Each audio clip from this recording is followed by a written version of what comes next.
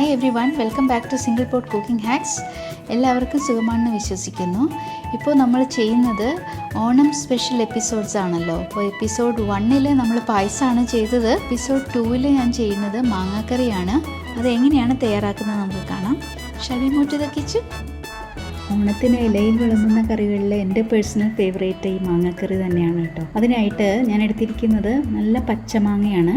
അതൊട്ടും വെള്ളമൊന്നും ഇല്ലാണ്ട് ഇതുപോലെ തുടച്ചെടുത്ത് ശേഷം ചെറുതാക്കി നമുക്ക് അരിഞ്ഞെടുക്കാം. തീരെ പൊടിയാവണമെന്നില്ല, തൊണ്ടോടുകൂടി ഇതുപോലെ അരിഞ്ഞ് എടുക്കാം. ഈ മാങ്ങ നമ്മൾ വേവിക്കേണ്ട ആവശ്യമൊന്നുമില്ല, അത് പച്ചക്ക് തന്നെയാണ് നമ്മൾ പ്രിപ്പയർ ചെയ്യുന്നത്. ആദ്യം നമുക്ക് ഇതിലോട്ട് കുറച്ച്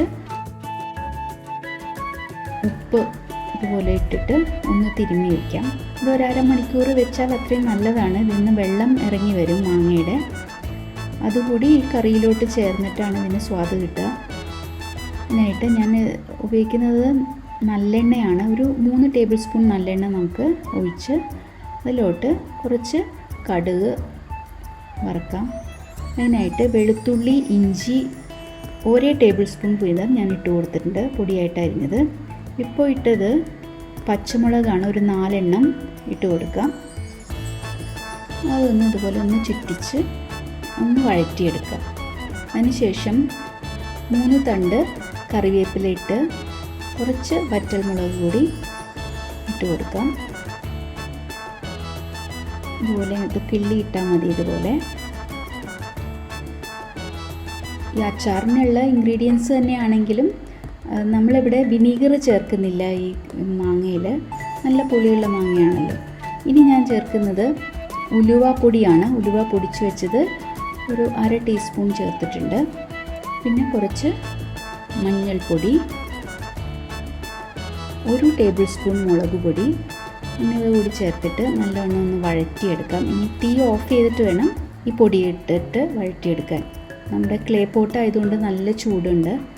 ഇനി അത് ഈ അരിഞ്ഞു വെച്ചിരിക്കുന്ന മാങ്ങയിലോട്ട് ചേർത്ത് നമുക്കൊന്ന് ഇളക്കി യോജിപ്പിക്കാം. ഇനി 1-2 ഇൻഗ്രീഡിയൻസ് കൂടി ഇതിലോട്ട് ചേർക്കാനുണ്ട്. ഇതൊന്ന് യോജിപ്പിച്ച ശേഷം നമുക്കത് ചേർക്കാം. ഇതുണ്ട് ഇതുപോലെ. ഈ മാങ്ങയിൽ നിന്നുള്ള വെള്ളവും കൂടി ആവുമ്പോൾ കുറച്ചുകൂടി ഒന്ന് ലൂസാവും ഈ കറി. നമുക്ക് 1/4 ടീസ്പൂൺ കായപ്പൊടി ചേർത്ത് കൊടുക്കാം. അതുകൂടി ഒന്ന് ഇളക്കി യോജിപ്പിക്കാം. അവസാനമായിട്ട് 2 ടേബിൾ സ്പൂൺ നല്ലെണ്ണ കൂടി നമുക്ക് ഒഴിച്ച് കൊടുക്കാം. പുളി കുറഞ്ഞ മാങ്ങയാണെങ്കിൽ കുറച്ച് വിനീഗർ കൂടി ചേർക്കാൻ കുഴപ്പമൊന്നുമില്ല. ഈ മാങ്ങാക്കറി 2-3 ദിവസം മാത്രമേ പുറത്ത് വയ്ക്കാൻ പാടുള്ളൂ. അത് കഴിഞ്ഞിട്ട് നമ്മൾ ഫ്രിഡ്ജിൽ വെച്ച് ഉപയോഗിക്കാം. നമുക്ക് എത്ര എളുപ്പത്തിലാണ് നമ്മൾ മാങ്ങാക്കറി തയ്യാറാക്കിയത്. വീഡിയോയെക്കുറിച്ചുള്ള അഭിപ്രായങ്ങളും നിർദ്ദേശങ്ങളും കമൻസിലൂടെ അറിയിക്കുക. വീഡിയോ ഇഷ്ടമായെങ്കിൽ ലൈക്ക് ചെയ്യുക, സബ്സ്ക്രൈബ് ചെയ്യുക, ബെല്ലൈക്കൺ കൂടി ക്ലിക്ക് ചെയ്യുക. ഇനിയും രുചികരമായ വിഭവമായിട്ട് അടുത്ത എപ്പിസോഡിൽ കാണാം. Stay safe, stay healthy. Thank you.